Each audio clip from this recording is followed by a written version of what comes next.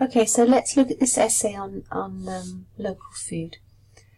Right, some people debate that locally produced food items should be solely relied upon to boost local economy of a region as well as to protect the environment as compared to food bought from far-flung places. Okay, my first thought on this sentence is it's quite long, it's not concise and it's not compact. So I really recommend making your sentences more concise because the academic style tends to be much more compact than this. Okay, let's just look back at the sentence. Some people debate whether locally produced items... So instead of saying produced food items, you could just say whether local... Okay, so you can delete the word item, it's unnecessary. So some people debate whether locally produced food should be solely relied upon to boost the local economy of a region, because you've specified which type of economy, the local economy of a region, as well as protecting the environment, compared to food bought from far-flung places. Just to make this more concise, you could just say compared to overseas food or international food, or compared to food bought from overseas. Okay, just try and make your sentence a little bit more compact, especially an introductory sentence. Personally, I agree with this approach partially. Although the benefits to rely on, I wouldn't say indigenously, indigenous is more about people, not, so I would say although the benefits of relying on local food, so although the benefits of relying on locally produced food are many. Now you've got although and you've got but. They actually have the same meaning, so that's an unnecessary repetition, so delete the but.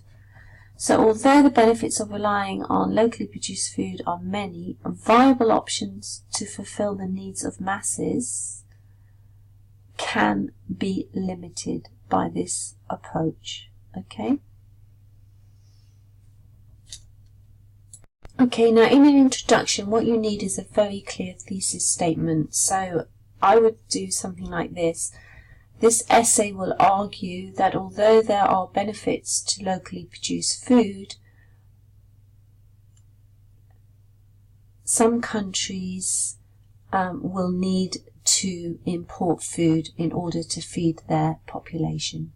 Okay, something like that. Just make it more compact and just give a very clear thesis statement like this essay will argue. That's always a good way to make it clear that that's your thesis statement. Okay. Alright, let's look at the next paragraph. By opting this strategy, okay, now each paragraph needs to start with a topic sentence, and it needs to be a clear, the topic sentence explains exactly the argument of the paragraph. Okay, so this is how to write a good paragraph, is to start with a very clear topic sentence. Now the topic sentence has to explain exactly what your argument is in the paragraph, and actually this is not clear. You say by opting this strategy, what strategy are you talking about? It really is not clear. There will be cheaper food items available as well as environmentally friendly. I really don't know what this strategy is. So first of all, you need to explain that, okay? Let's just look at the grammar. So I would delete by opting this strategy because it's not clear, as I say. There will be cheaper food items available as well as being environmentally friendly. Okay, so please clarify the strategy. The farming products grown in surplus are exported. Okay, so the farming products grown in surplus are exported, and as such their prices remain relatively high.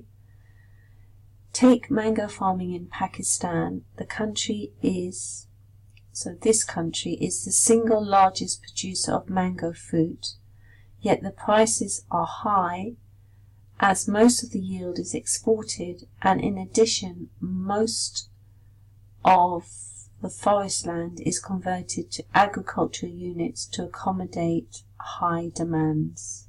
Okay. As a result, the natives do not enjoy this delicious fruit to their full, and they are experiencing the effects of climate change as well.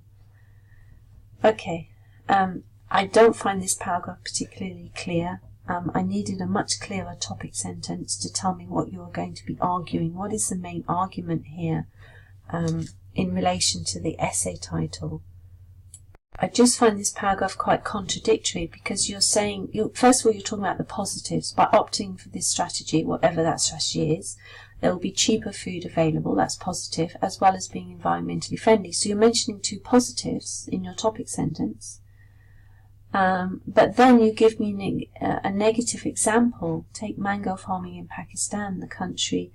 So you'd say the prices are high and the forest land is converted, so that's not positive for the environment.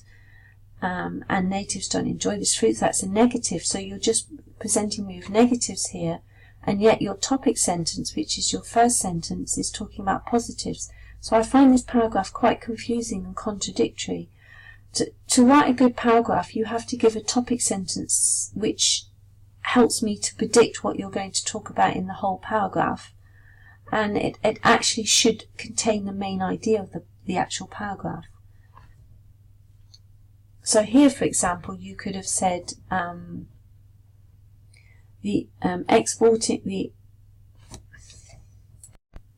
example, you could have said the globalization of food produce, or the exporting of food to internationally, or the exporting of food to other countries, has created problems for local countries, for local farmers. Okay, something like that, because that's more related to what you're actually arguing in the sentence. So really, that's really important, because when we read a paragraph, we always look at the topic sentence to see what the paragraph is arguing. Okay. Also, you could have given a good paragraph should have a concluding sentence where you actually conclude the main argument of the whole paragraph. So keep that in mind. Okay, let's look at the next paragraph. Another reason consistent with this line of thinking to rely on indigenous farming is that people will enjoy healthy fruits and vegetables. Okay, now this is a new paragraph, so I don't know why you say consistent with this line of thinking. It's not clear to me what your line of thinking is. Again, you need to clarify. Your topic sentence needs to make it clear, not just refer to something that we actually, the reader doesn't know what you mean, this line of thinking. Okay. Let's look at the whole paragraph, and actually I need to now look at your whole paragraph to try and understand what your argument is, whereas normally if you have a good topic sentence it becomes clear.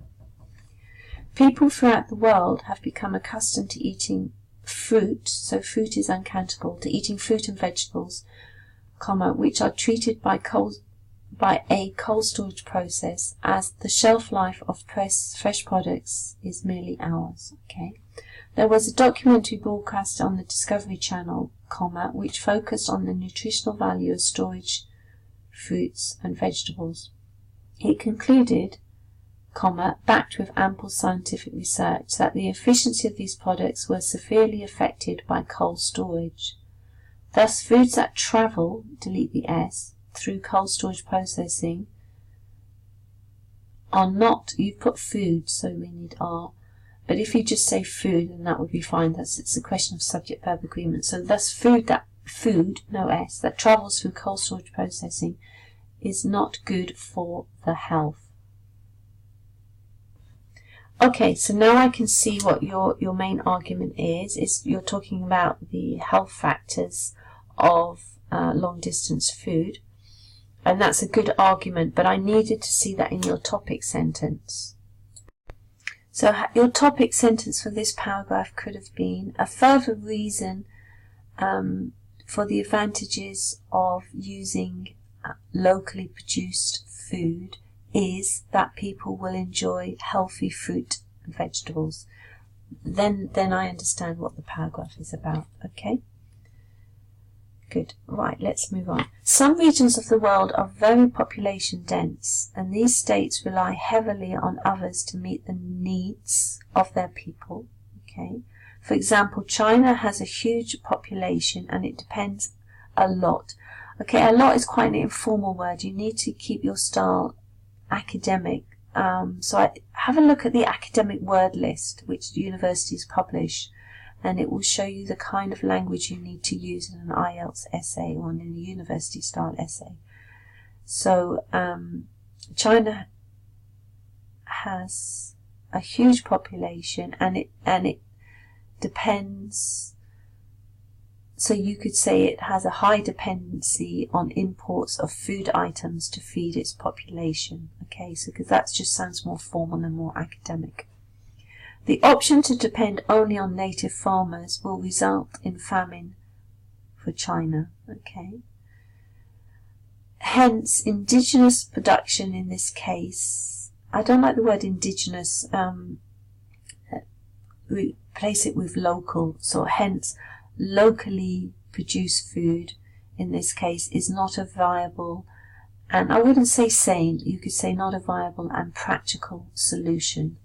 Okay, but that's good, you have actually summarized the main point there, and the argument of that paragraph was clear. Okay. All in all, the benefits, so just be careful of spelling, benefits of this strategy are numerous. Again, what strategy? You can't just assume we know what strategy you're thinking about, and you've done that all the way through the essay, so really be careful of that. You need to clarify your particular argument and your viewpoint, especially in the conclusion. So, and I wouldn't say all in all, that's quite casual. Use expressions like to sum up or to conclude or in conclusion. Okay. So again, what are your strategies? So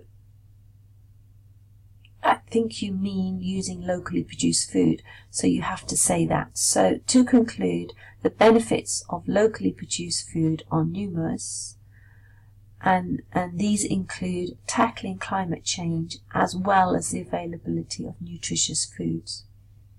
However, practically, this strategy, you can say that now because you've just clarified what that was previously. However, this strategy, but I think more approach is a better word rather than strategy. However, this approach cannot be adopted in population-dense regions. Okay, that's fine. Okay. Yeah, so do be careful. You really need to avoid saying this line of thinking or this strategy, which you've used quite a few times, as a way of not actually, and you've avoided saying what the strategy is or what your viewpoint is. So you really need to clarify. Don't make assumptions that your reader knows what you mean. So you need to sharpen this up, make it clearer. I also think your introduction was not very compact. You need to make it more compact and concise.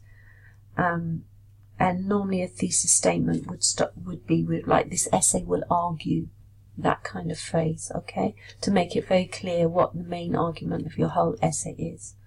Okay, but otherwise you have answered the question, so there is task fulfillment, so well done on that. Okay, so let's look at this bar chart for chip manufacturers. The given chart illustrates sales in thousands of 2 chips. Okay, you need to put the noun to chip manufacturers, because it's not about chips, it's about the manufacturers.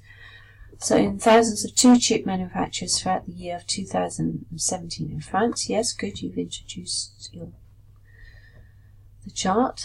The Intel chip started the year with 50,000 sales, nearly double sales as compared to AMD. Okay, you need to connect your sentences here. So the Intel chip started the year with 50,000 sales, which was nearly double the sales of AMD. Okay, the sales reached a record high in June, being more than 100,000 sales. So the sales reached a record high in June, being more than 100,000 sales. That's fine, good. However, there was a significant decline in the months of April and July, where the number of sales were just less than 30,000 for both months. Okay. You've got the word months repeated quite a lot there, and you don't, sometimes it's just obvious, you know, you don't need to say it. So you could say, however, there was a significant decline in April. We know April is a month, so you don't need to say the months. And anyway, April is singular, so it would be the month. So I would just delete that. There was a significant decline in April and, oh sorry, you mean April and July. But just to delete it because it's too much repetition. So in April and July, and then that sentence is fine. The AMD chip sales reached a peak in the month of February, being, delete at, and then put a comma, being just above 110,000 sales. On the other hand, there were no sales in June, just delete in the month of, it's just unnecessary. So in June, and sales in November were merely less than 20,000. Moreover, during July, the sales for AMD nearly tripled, being more than 100,000 sales, in contrast to, no comma after there, in contrast, you go directly, in contrast to Intel chips. Okay. Overall, the total Intel sales were considerably higher than AMD chips throughout the year. However, the numbers fluctuated for both products in each month. Good. It's good you've put your summary at the end. That's a nice logical place to put it. And it's good you've thought about highlighting key points. However, looking at the actual bar graph, I wouldn't agree that Intel chips were considerably higher than AMD chips throughout the year. I'm not sure if that's actually correct. Because have a look at the chart again.